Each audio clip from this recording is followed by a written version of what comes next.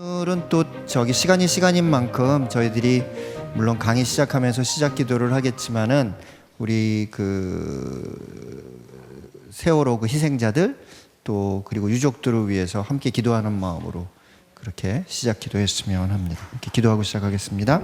성부와 성자와 성령의 이름으로. 하늘에 계신 우리 아버지,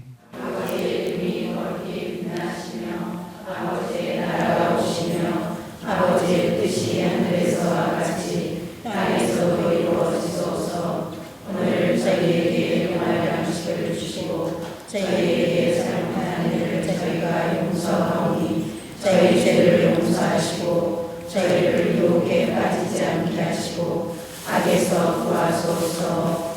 아멘. 네, 성부와 성자와 성령의 이름으로. 아멘.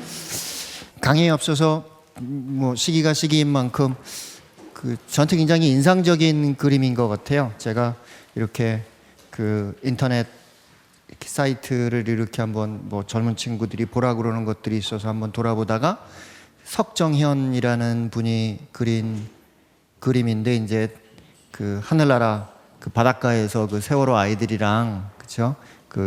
신해철이라는 그런 가수가 함께 이렇게 만나서 노래를 하고 또 청해서 듣는 그런 어떤 행복한 그림인 것 같아요. 그래서 저한테도 그런 사람들을 이렇게 이런 학생들을 하늘나라로 떠내보내고 또 신해철이라는 가수도 저보다 어리거든요. 그죠?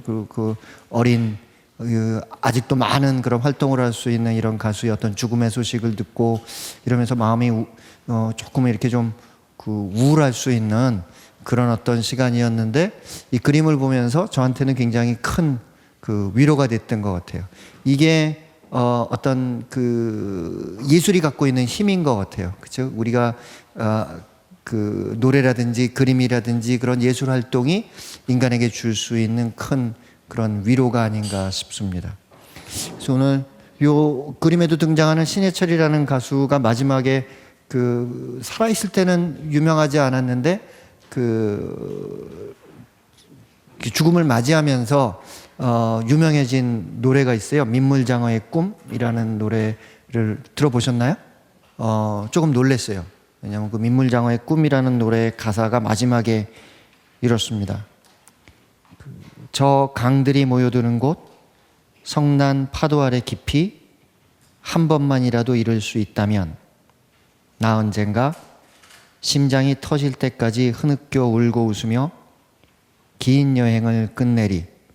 미련 없이 아무도 내게 말해주지 않는 정말로 내가 누군지 알기 위해.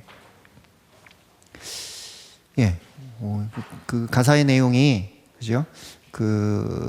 어떤 민물장어가 이렇게 헤엄쳐 다니면서 세상을 돌아다니면서 결국 살아가는 마지막 목적으로서, 그죠? 그가 민물장어가 살아가는 마지막 의미가 정말 나는 누구일까라는 그런 질문과 함께, 그죠? 삶을 미련 없이 마칠 수 있겠다라는 이 내용은 글쎄요, 어떤 신학자가 쓴 두터운 책보다도 우리들에게 굉장히 많은 생각할 거리를 던져주는 것 같습니다.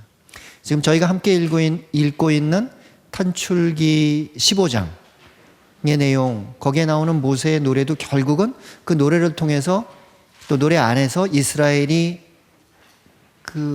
얻게 되는 자신들의 정체성, 이스라엘이 누구인가에 관해서 대답할 수 있게 되는 것, 그리고 야훼가 누구인가에 관해서 말할 수 있게 되는 것, 이런 것들이 탈출기 15장 모세의 노래가 갖고 있는 신학적 관심이 아주 중심에 있습니다. 그렇죠? 그런데 이 신해철이라는 가수는 제 탈출기 강의는 못 들었지만, 하지만 성경이 얘기하고 있는 인간 본질에 관한 신 앞에 선 인간의 어떤 본질적인 질문을 자신의 노랫말 안에 집어넣었다는 이것이 저한테는 굉장히 신선하고 좀 충격적으로 다가오는 것 같아요. 그래서 제가 드리고 싶은 두 가지 말씀은, 첫째, 이렇게 우리들이 갖고 있는 슬픔, 기쁨 아니면 이런 것들이 예술적 차원으로 승화되면서 우리들에게 얼마나 큰 위로가 될 수 있는지, 그렇죠?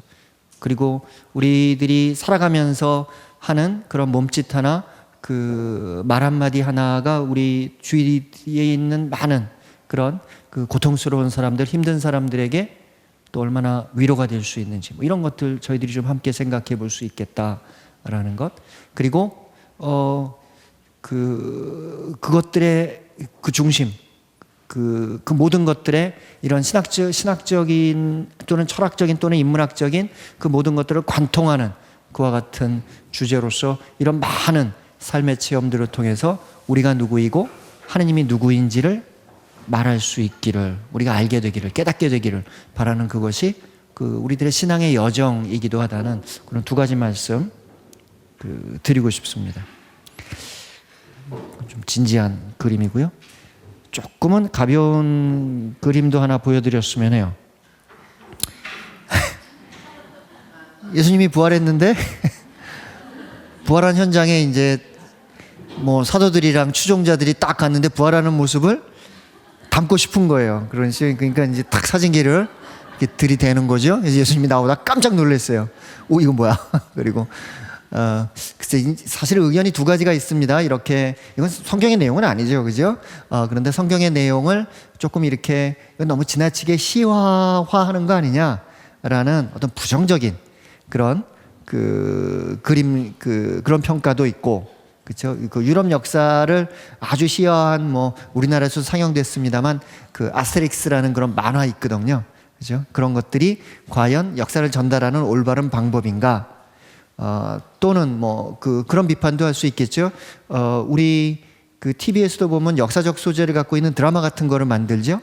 그렇죠? 그런데 사실은 그런 것들이 역사책에 나오지 않는 내용을 많이 이렇게 좀 꾸며가지고 뭐 여러 가지 역사적 사실을 바탕으로 했다고는 하지만 역사적인 내용을 약간은 각색을 해서 만드는 영화나 드라마 같은 것, 그것이 올바른 역사 인식을 위해서 도움이 되느냐 그렇지 않느냐라는 것에 대한 여러 가지 평가가 있습니다만, 그러니까 픽션과 논픽션 그 사이에 애매하게 있는 그런 장르를 얘기하겠죠. 하지만 다른 한편으로는 이거를 보면서 저는 어떤 생각을 했냐면, 우리들이 지금 부활 시기를 보내고 있습니다만 예수님 부활을 본 사람이 있습니까? 본 사람이 없어요. 본 사람이 없습니다. 마르코, 마테오, 루카, 요한 모든 복음에서 얘기하는 거는 사람들이 무덤에 가봤는데 무덤은 비어 있더라라는 이야기입니다. 그렇죠? 따라서 예수님의 부활을 본 사람이 없습니다. 그리고 예수님의 부활에 대해서 증언이 있을 뿐이고 우리가 알고 있는 건 무덤이 비어 있더라. 따라서 이 세상은 예수님이 부활했다는 사실을 믿을 이유가 사실은 없습니다. 그렇죠? 죽은 사람이 살아났다라고 우리가 얘기한다면 그거 도저히 믿을 수 없는 일이고 믿을 이유가 없습니다. 그렇죠? 그런데 우리는 그걸 믿고 있어요. 어떻게 된 걸까요?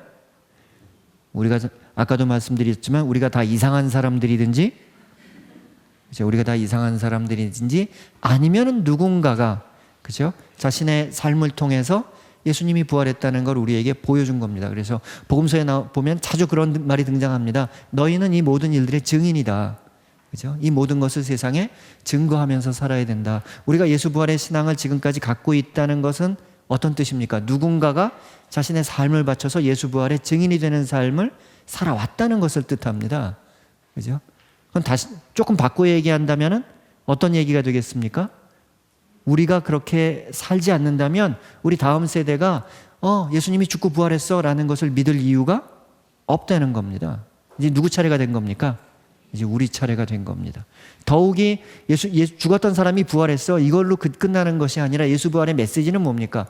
예수님이 죽고 부활함으로써 우리에게 영원한 생명이라는 하느님 나라라는 그런 새로운 길이 열렸어 라고 고백하는, 그 사람의 죽음과 부활이 나와 무관한 것이 아니라 바로 내 인생의 의미와 직접 맞닿아 있다는 이 이야기를 세상에 전해야 되고, 그것의 증인으로서 우리가 불리움을 받았다는 겁니다.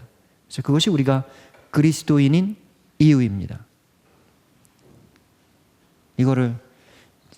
이 신해철이라는 가수가 그 돌아가시기 전에 저랑 얘기하면서 알 수 있었다면 민물장어의 꿈이라는 노래의 가사 마지막 분이 조금 다를 수 있었을 텐데 저랑은 만날 기회가 없었어요. 제가 이렇게 교만한 생각을 가끔 합니다. 예. 아무튼 누가 이렇게 사진이라도 찍어서 보여줬으면 우리는 더 쉽게 믿었을까요? 아니면 누가 동영상이라도 찍었으면 우리는 더 쉽게 믿었을까요? 그때부터는 그렇죠. 요즘에 자주 나오는 이야기 있죠. 이게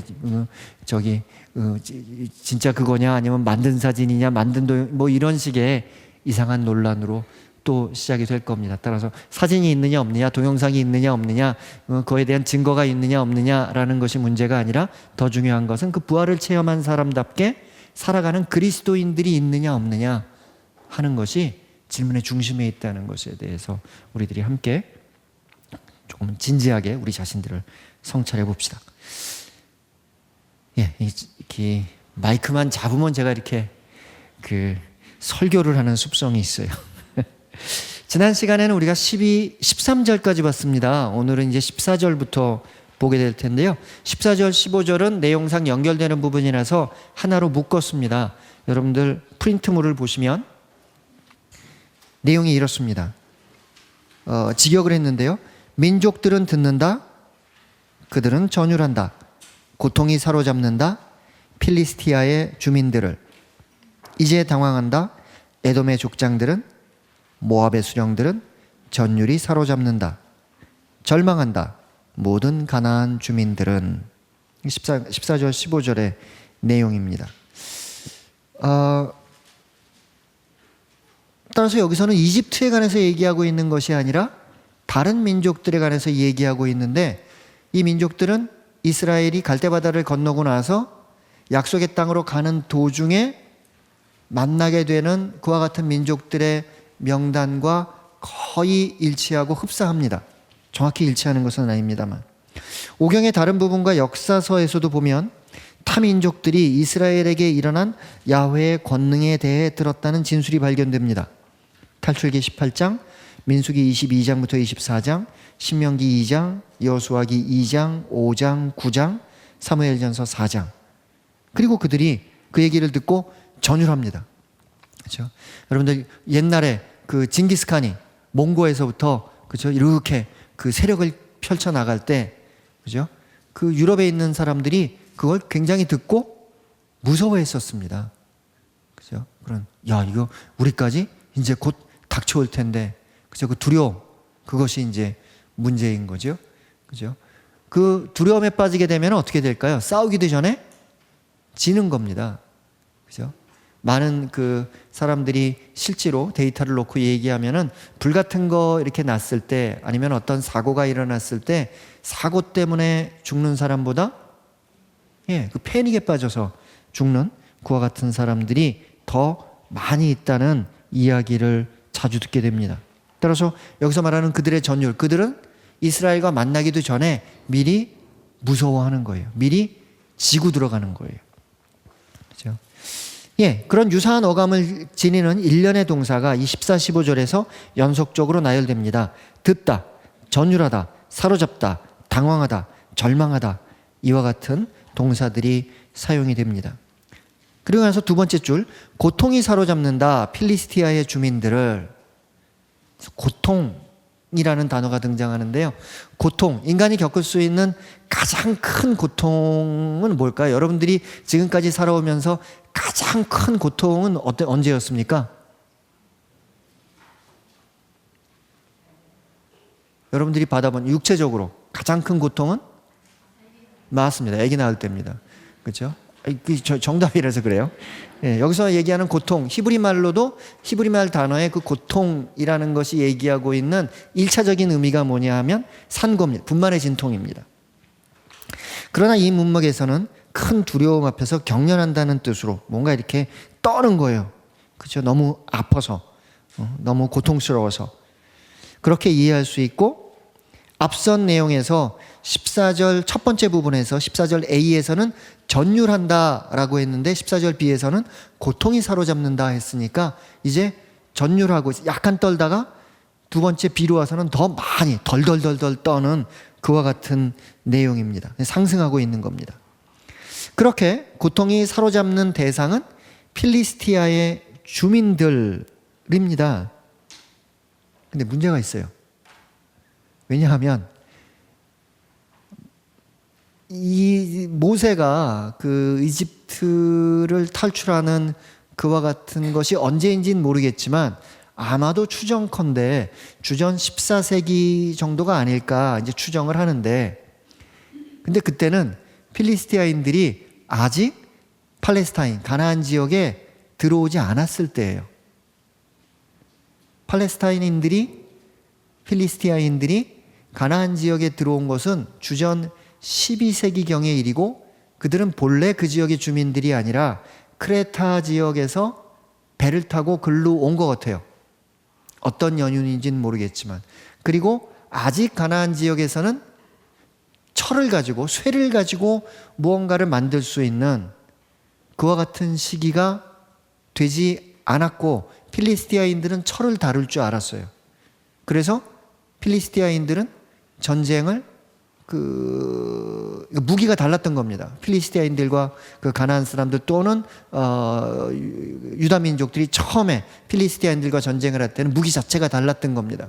한쪽에서는 뭐 돌이나 아니면 동으로 만든 좀 약한 무기들을 사용할 수밖에 없었고, 다른 쪽에서는 강한 철을 가지고 사용할 수 있었을 거니까 무기의 수준이 다른 겁니다. 하지만 그것은 언제인가 아마 주전 12세기쯤 바다에서 이 사람들은 그쪽으로 무슨 연유에서인지 와서 한꺼번에 와서 그렇게 삶을 시작한 그와 같은 민족일 것이다 라고 짐작을 하는데, 모세의 노래 때는 필리스티아인들이 아직 도착하기 전인 거예요.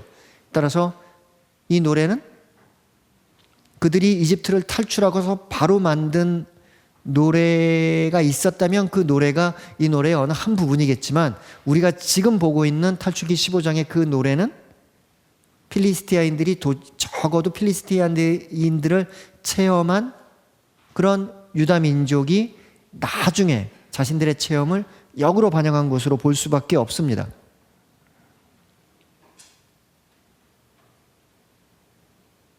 여기까지 이해하셨습니까?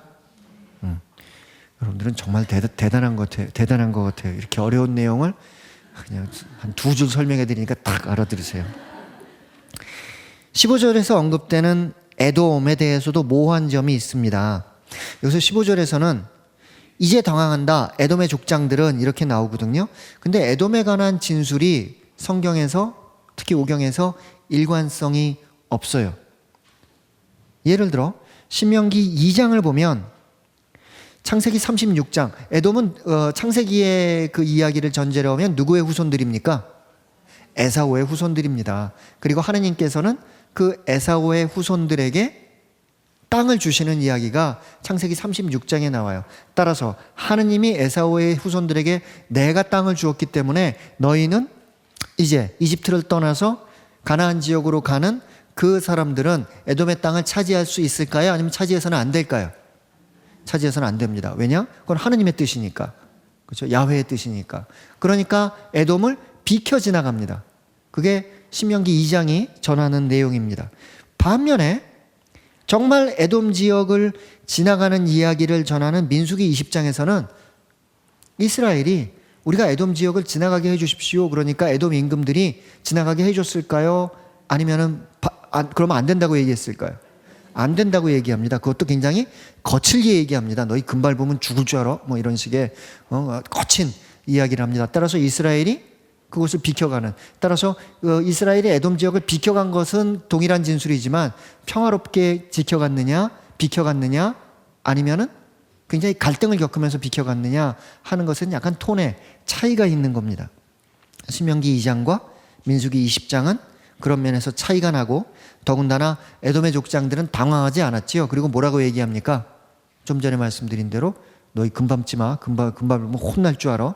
뭐 이렇게 해서 오히려 이스라엘, 여기서 당황한 거는 에돔이 아니라 이스라엘이 당황하는 그런 내용들을 민수기 20장에서는 저희가 볼 수 있습니다. 하지만 창세기 15장에서는 누가 당황한 걸로 얘기합니까? 에돔이 당황했다. 에돔의 족장들이 당황했다 라고 이야기합니다.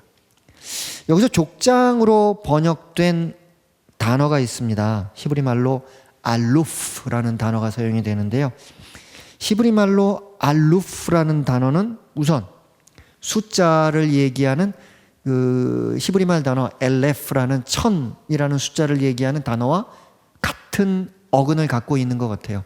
따라서 족장인데 그 부족의 숫자가 어느 정도 되느냐? 한 1000명 정도 되는 그런 부족이 아닐까라고 우리가 생각해 볼 수도 있고, 또는 문맥에 따라서 알루프라는 단어는 그 숫소죠.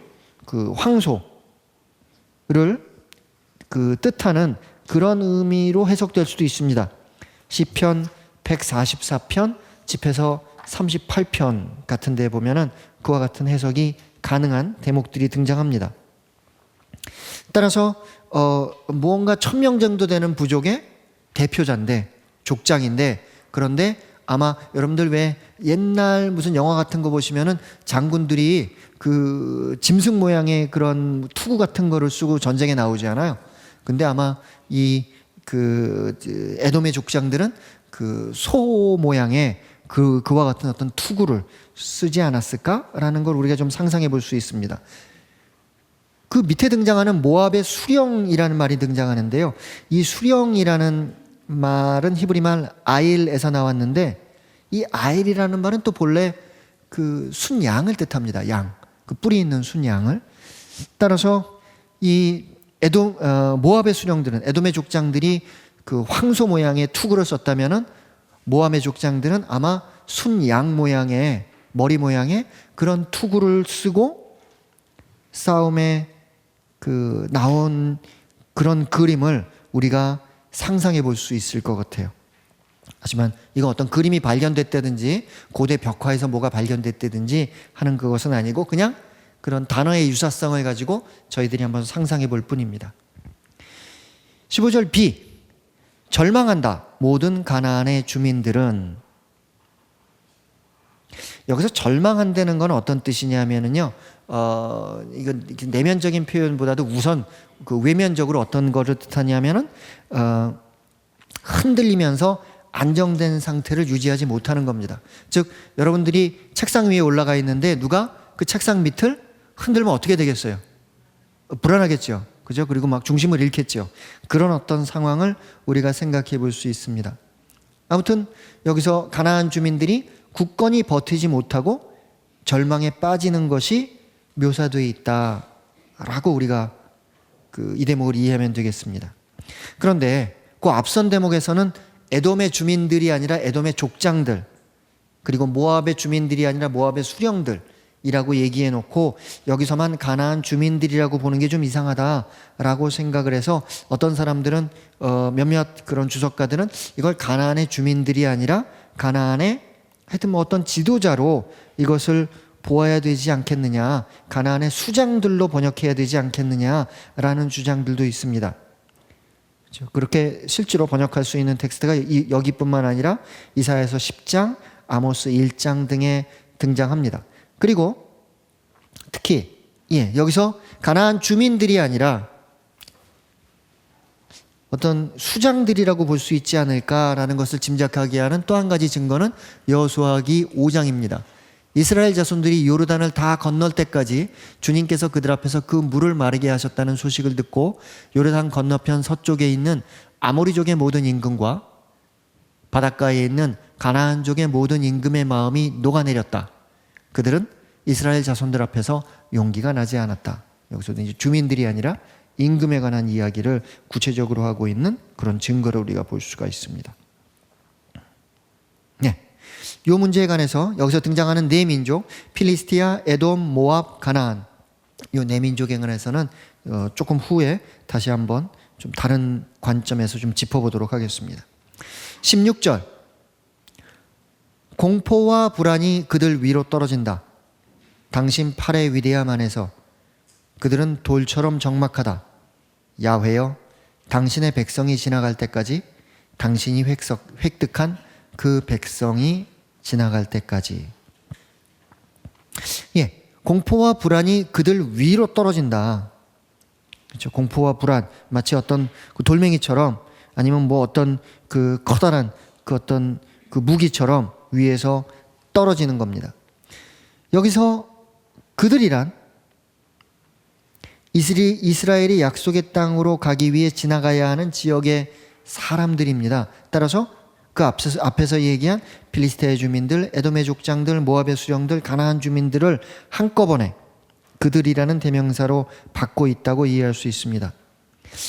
그런데 필리스티아와 에돔과 모압의 경우는 분명한데, 필리스티아는 앞서 말씀드린 대로 아직 가나안에 살지 않았던 사람들이고, 가나안은 이스라엘이 지나가는 지역에 있는 사람들이 아니라 이스라엘의 목적지예요. 물론 민수기 14장, 21장, 33장을 보면은 이스라엘과 가나안에 있었던 가나안족의 충돌이 언급되지만, 하지만 가나안은 이스라엘의 경유지가 아니라 목적지입니다. 근데 왜 14장 15절에서 이렇게 가나안의 이야기가 나왔을까 하는 것은 역시 또 의문의 여지가 있습니다.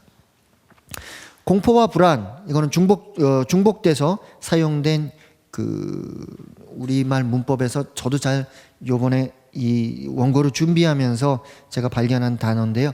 그 유의어, 비슷한 뜻을 갖고 있는 그와 같은 두 낱말입니다. 그리고 그 어떤 강조를 내용을 강조하기 위한 목적으로 여기서 중복 사용되었을 겁니다. 마치 2절에서 힘과 굳셈 뭐 이런 것들이 사용이 됐고, 4절에서 병거와 군대 뭐 이런 비슷한 그 의미를 갖고 있는 단어들이 연속적으로 사용된 것과 같은 하나의 문학적 기법이라고 우리가 알아들을 수 있겠습니다. 두 단어를 통해서 두렵고 떨려서 꼼짝할 수 없는 그들의 상황이 묘사됩니다. 이집트와 메소포타미아의 문헌에서도 자신들의 승전보를 듣고 다른 민족들이 두려움에 빠졌다는 내용이 등장하곤 합니다. 학자들은 이것을 정치적, 군사적 목적으로 기술된 자기 과시적 프로파간다라고 이해합니다. 그렇죠? 이제 겁을 주는 거죠. 그죠? 예. 이게 그런 여러분들 혹시 강아지를 키우십니까? 강아지들이 언제 뭐 여러 가지 경우에 짖겠지만 강아지들이 짖는 대표적인 경우는 심리적으로 보면 그 동물 심리학적으로 보면 모든 동물들이 짖는 1차적인 이유는 겁이 나서 짖는다고 합니다. 자기가 겁이 나니까 그거를 넘어서기 위해서 큰 소리를 내서 상대방을 위협하는 그와 같은. 따라서 내가 대상을 알고 그 대상에 대해서 아무런 공포를 느끼지 않을 때는 동물들이 짖지 않는다고 해요. 그렇죠. 거기에 대해서 어떤 그런 걸, 물론 뭐 저희 집 강아지는 반갑다고도 짖고 뭐 밥 달라고도 짖고 시도 때도 없이 짖습니다만, 아무튼 동물 심리학자들은 그런 이야기를 합니다. 따라서 여기서도 자기 과시적 프로파간다를 이렇게 한다는 것은, 그리고 언젠가 보게 될지는 모르겠지만은 예를 들어 그 이스라엘과 그 모압 간의 전쟁이 나중에 한번 있게 되거든요. 이스라엘의 오므리 왕조 때.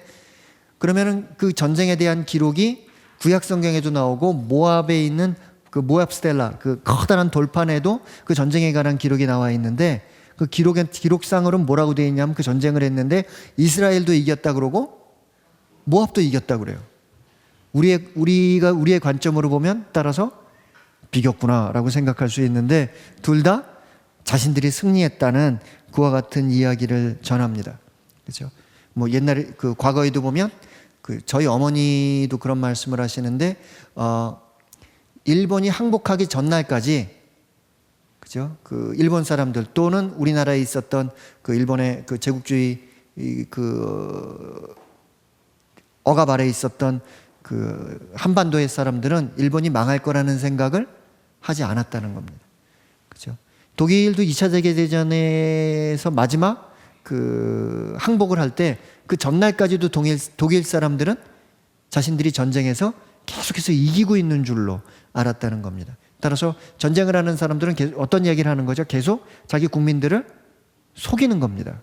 그렇죠? 우리가 마치 이기고 있는 것처럼 국민들의 사기가 떨어질까 봐. 그렇죠? 그와 같은 거는 따라서 단지 고대 사회의 그 흔적일 뿐만 아니라 사실은 오늘날까지도, 그죠? 계속해서 이어지는 그와 같은 하나의 그 선전의 문제인 것 같습니다. 예, 16절에서 이상한 표현이 나오죠. 당신 팔의 위대함 안에서 그들은 돌처럼 적막하다라는 표현이 나옵니다. 당신 팔의 위대함, 이거는 시적인 표현입니다. 그리고 구약 성경에서 잘 등장하지 않습니다. 물론 똑같은 표현이 시편 79장에서도 한번 사용되기는 합니다. 당신 팔의 위대함, 또는 앞에 7절에서 어떤 표현이 나왔냐면 당신 높음의 엄청남, 이런 표현들이 등장했거든요. 그런데 그것은 시적인 표현이고, 당신 팔의 위대함, 우리가 알아듣는다면 뭐라고 해야 되겠습니까? 당신의 위대한 팔 앞에서 그들은 돌처럼 적막하다. 야훼의 팔이 엄청나게 이제 강한, 그리고 위대한 그런 팔을 보는 거죠. 그리고 그들은 돌처럼 적막하다. 우리말 성경에서는 잠잠하다라고 번역을 했는데, 잠잠하다라는 거는 좋은 뜻으로도 또 나쁜 뜻으로도 그러니까 부정적으로도 또는 긍정적으로도 사용될 수 있는 것 같아요. 그래서 저는 적막하다라는 표현을 썼습니다. 어떤 뜻이냐면 너무나 커다란 공포 앞에서 아무런 소리를 내지 못하는, 딱 멈춰선, 그렇죠? 아무런 동작도 하지 못하고 소리도 내지 못하는 그와 같은 그와 같은 대목입니다. 따라서 여기서 그냥 그들은 적막하다라고 얘기한 것이 아니라 뭐라고 얘기했죠? 그들은 돌처럼 적막하다라고 이야기했습니다. 그렇죠? 돌처럼. 앞에서도 좀 비슷한 표현이 나온 걸 기억하십니까? 앞에서 5절에 보면, 그죠? 그들은 가라앉았다 깊은 물들에 마치 돌과 같이, 이런 표현이 등장합니다. 돌처럼, 돌과 같이, 제가 일부러 그 두 가지를 다르게 번역했는데요. 왜냐하면 히브리 말로도 조금은 다르게 표현되었기 때문에 그렇습니다. 아무튼 중요한 것은 뭐냐? 야훼와의 대결 앞에서 이집트는 돌과 같이 가라앉았고, 이스라엘이 약속의 땅으로 가는 그 사이를 가로막고 있는 다른 민족들은 돌처럼 적막해졌다라는, 야훼의 권능 앞에서 무력화된 이집트와 다른 민족들의 모습이 여기서 공통적으로 묘사되고 있다는 것을 우리들이 알아들으면 됩니다. 16장 16절 B에서 야훼여 당신 백성이 지나갈 때까지, 야훼여 당신이 획득한 그 백성이 지나갈 때까지라는 문장들이 그 번역을 제가 나눠드렸는데요. 여기서 지나갈 때까지라고 번역할 수도 있고, 같은 단어인데 근데 지나가는 동안이라고 번역할 수도 있습니다. 그래서 야훼여 당신 백성이 지나가는 동안, 당신이 획득한 그 백성이 지나가는 동안이라고 번역될 수도 있습니다. 여기서 지나가는데, 당신의 백성이 지나가는데 어디를 지나갈까요? 예, 갈대바다에서부터 약속의 땅으로 가는 그 길을 지나간다고 볼 수도 있고, 그리고 어떤 주석가들은 이게 지금 모세의 노래니까 여기서 지나간다면 갈대바다를 지나간다는 게 이 지나가는 거 아니냐라고 조금은 엄격하게 그 문맥 안에서만 이 단어를 해석하려는 그와 같은 주석가들도 있습니다. 저는 이 앞에 에돔, 모압 이런 얘기가 나왔으니까, 그죠? 그 약속의 땅으로 가는 그 여정 안에서 이스라엘이 그 땅을 지나간다는 그런 의미로 알아듣는 것이 더 타당하겠다라고 생각합니다. 그리고 등장하는 표현입니다. 당신이 획득한 그 백성이 지나갈 때까지, 획득하다라는 표현이 등장하는데요. 이 획득하다는 것의 1차적인 의미는 돈을 지불하고, 어떤 사람이, 내가 아는 사람이 누군가의 노예로 팔려갔어요. 그런데 돈을 지불하고 그를 다시 사오는 겁니다. 이것이 획득하다의 가장 1차적인 개념입니다. 이사야서 43장 같은 경우를 보면 야훼가 이스라엘을 창조하거나 빚어 만들었다라는 창조신학적 관점에서 야훼와 이스라엘의 관계를 노래하는데, 이사야서 43장. 하지만 여기서는 이스라엘을 자신의 소유라고 주장하는, 너는 내가 돈 주고 샀다라는 그와 같은 어감으로, 따라서 여기서는 창조신학적인 관점이 아니라 법적인 관점입니다. 그렇죠? 나는 너를 돈 주고 샀다라는 그런 법적인 관점에서 야훼의 모습이 그려지고 있습니다. 그런데 이 획득하다는 동사가 워낙 쓰임새가 좀 넓어서 예를 들어 창세기 14장, 신명기 32장 뭐 이런 데 보면은 입양할 때도 이 단어를 사용을 합니다. 따라서 여기서 이스라엘은 야훼가 돈 주고 샀거나 아니면은 입양했거나 입양한 아들처럼 여기서 그 표현되고 있다고 우리들이 이 대목을 이해하면 됩니다. 따라서 이제는 이스라엘은 야훼의 것입니다. 17절, 당신은 그들을 오게 하고 당신은 그들을 당신 소유의 산에 심는다. 당신이 만든 당신의 정주를 위한 장소 야훼여, 당신의 양손이 세운 내 주인의 성소. 17절에서 사용된 동사는 미완료 형태입니다. 따라서 이거를 단순한 미래로 해석할 수도 있습니다. 당신은 그들을 오게 할 것이고 당신은 그들을 당신 소유의 산에 심을 것이고 뭐 이런 식의 의미로 이야기할 수도 있고, 앞서서 또 얘기했습니다마는 시문학으로 들어오면 완료 미완료가 의미가 없어집니다. 그런데 이 미완료를 어떤 소망의 의미로 생각을 해서 그들을 오게 하여 당신 소유의 산에 심으소서라는 하나의 기원으로서 이 대목을 이해하는 것도 가능합니다. 따라서 히브리 시문학에서는 그 동사의 완료, 미완료 이런 시제가 큰 의미가 없고 그 문맥을 가지고 우리가 그것을 어떻게 이해할 것인가 하는 것이 더 중요한 그런 그 해석의 방법입니다. 해석의 길입니다. 예, 그들을 오게 하소서, 당신 소유의 산에 심으소서. 여기서 심는다는 동사가 등장을 하는데, 심는다는 거는 뭐냐면 땅에 무언가를 꽂아 넣는 겁니다. 그죠? 나무 같은 거를 땅에다가 이렇게 꽂아 넣을 수도 있고, 아니면은 천막 같은 거를 칠 때 그 우리말로 뭐라 그러죠? 제가 옛날에 텐트 칠 때는 그걸 팩이라고 불렀는데 우리말로 뭐라 그럽니까? 말뚝이라고 그래요. 천막 말뚝. 그죠? 그런 거를 박는 것도 심는다라는 같은 동사를 사용합니다. 따라서 이 내용만 딱 보면 소유의 산에 심는다라고 보면은 머릿속에 떠오르는 첫 번째 그림은 시나이 산에 와서 이스라엘이 계약을 맺기 위해 천막을 이렇게 치는, 그렇죠? 그 천막에 말뚝을 박는 그와 같은 장면을 연상하게 됩니다. 물론 앞에서 그들이 지나간 것이 에돔 땅, 모압 땅이라는 이런 내용을 우리가 생각한다면 여기서 얘기하고 있는 것은 그런 시나이 산이 아니라 예루살렘이라는, 따라서 한 구절을 놓고 해석할 수 있는 가능성이 조금은 여러 가지로, 이건 시나이 산이 될 수도 있고 예루살렘이 될 수도 있고 조금은 우리들이 헷갈리는 그런 대목일 수 있겠습니다. 그런데 이거는 말이죠, 시를 쓰는 사람이 의도한 걸 수도 있어요. 그렇죠? 아예 그런 넓은 해석의 폭을 가지고 이렇게도 해석되고 있을 수도 있고 저렇게도 해석될 수 있는 하나의 중의적인 의미를 자신의 한 문장 안에서 구현하려는 것이, 그렇죠, 저자의 의도일 수도 있습니다. 단지 우리가 이걸 못 알아들은 것이 아니라 저자가 그렇게 이야기하는, 그렇죠? 이솝 우화 같은 거 보면은 이솝이 당시에 자신의 주인에게 또는 당시의 이집트의 지도자들에게 하고 싶어하는 이야기가 담겨 있는데 그 말을 직설적으로 해도 되는데 일부러 우화로 합니다. 왜 그럴까요?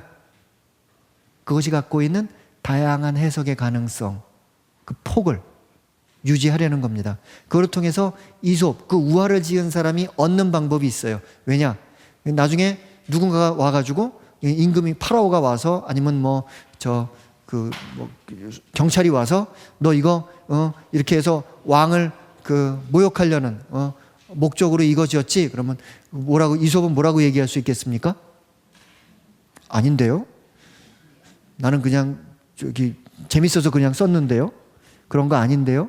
그렇죠? 이런 것들이 그 억압받는 계층 또는 억압받는 민족들이 이런 우화 내지는 비유 같은 것을 만들어내는 그 하나의 목적이기도 합니다. 그러면서 자신들이 만나는 그런 대상을 희화화하는 그와 같은 목적을 동시에 충족시키는 그것이 그런 그 비유 내지는 우화 또는 알레고리 이런 것들을 만드는 그 여러 가지 그 목적에 부합하는 겁니다. 아무튼 여기서는 그들이 당신 소유의 산에 심겨지는데 그 소유의 산이 어디냐? 시나이 산일 수도 있고 예루살렘일 수도 있다라는 그런 그 중의적인 면이 여기에 있다라는 것을 우리들이 알아들으면 됩니다. 그런데 그러면 그 당신 소유의 산이 어디냐라는 것이 그 뒤에 설명에 등장하는 겁니다. 당신이 만든 당신의 정주를 위한 장소. 흥미로운 것은 당신의 정주를 위한 장소라는 똑같은 표현이 구약 성경에서 한 번 딱 더 나옵니다. 어디서 나오냐 하면 열왕기 전서 8장에서 나옵니다. 그리고 성경을 열심히 읽은 분들은 이미 아시겠지만 열왕기 전서 8장은 솔로몬이 성전을 짓는 그 대목입니다. 그렇죠? 따라서 당신의 정주를 위한 장소라는 것이 성전을 짓는 장소라면은 당신 소유의 산은 예루살렘이 되는 겁니다. 예, 더군다나 여기서 얘기하고 있는 장소라는 단어는 곧장 자주 신의 정주라는 의미와 함께 신적인 왕좌, 왕이 앉는 자리가 있는 겁니다. 이게 현대인에게는 좀 생소한 개념인데요. 왕좌, 그죠? 미국 드라마 중에 왕자의 게임 뭐 이런 드라마가 요즘에 유행을 하는데 왕좌, 주교좌 이런 거 왜 중요할까요? 왜 그 의자가 중요할까요? 우리가 그 카테드랄 뭐 이런 표현을 하게 되면 그 어떤 뜻이냐면 주교좌, 주교가 앉는 자리가 있는 성당이란 뜻입니다. 그죠? 따라서 일반 본당은 주교자 성당이 없어요. 주교가 앉는 자리가 없으니까. 명동 성당에는 주교가 앉는 자리가 있어요. 거기는 제가 가서 미사하면서 앉을 수 있을까요? 앉으면 안 돼요. 주교가 되면은 앉을 수가 있겠지만 주교좌가 있습니다. 이거 왜 중요할까요? 그게 그 임금, 왕좌, 왕의 권위와 주교의 권위를 상징하는 겁니다. 이게 어떤 뜻이냐 하면 여러분들 지금 미사 볼 때 좌석에 옛날에는 뭐 이렇게 장개틀이 있어서 꿇었다가 앉았다가 섰다 있지만 요새는 앉았다 섰다 하지 않아요. 옛날에 미사는 안 그랬습니다. 다 서서 있었어요. 그죠? 이런 의자 뭐 장개틀 이런 게 있는 게 아니라 맨 앞에 성당 맨 앞에는 꿇을 수 있는 장소가 있어요. 제 단으로 올라가는 계단이 있고 거기 꿇어앉게 돼 있고 그리고 거기 그 성전의 앞부분과 제단 쪽을 구분하는 창살 같은 것이 이렇게 있었어요. 그래서 꿇어앉으면은 팔꿈치가 거기 닿을 정도로. 그러면은 영성체 때 신자들이 앞으로 나와서 쭉 거기 꿇어앉아 있으면은 사제가 영성체를 꿇어앉아서 그 입을 벌린 사람의 입 안에 성체를 넣어줬습니다. 그럼 복사들은 따라다니면서 그 쟁반 같은 거 이렇게 손잡이 해가지고 성체 부스러기 떨어지는 거를 다 받아서 다시 미사 끝나면 그걸 다시 모아서 함께 물에 타서 사제가 마시는. 영화에서는 보셨죠? 그런 장면들. 안 봤어요. 다음에 한번 보여드릴 기회가 있겠습니다. 그렇다면 미사가 그냥 진행될 때 신자들은 앉아 있었을까요? 서 있었을까요? 서 있었습니다. 미사가 하는데 어떻게 감히 앉습니까? 하지만 누구는 앉았을까요? 주교는 앉았습니다. 어디 앉았을까요? 주교좌에. 그게 권위의 표시인 겁니다. 왕과 신하들이 회의를 하는데 왕좌라는 건 뭐냐면 왕은 앉는 겁니다. 그렇죠? 여러분들 왕좌의 게임이라는 그 미드를 보시면은 왕은 정말 거기에 앉아요. 신하들은 그 밑에 계단 밑에 있습니다. 앉아 있을까요? 서 있을까요? 서 있어요. 그렇죠? 이게 권위의 표시입니다. 지금 이 강의를 하면서 여러분들은 앉아 있습니까? 서 있습니까? 저는 앉아 있습니까? 서 있습니까? 누가 높은 사람이에요?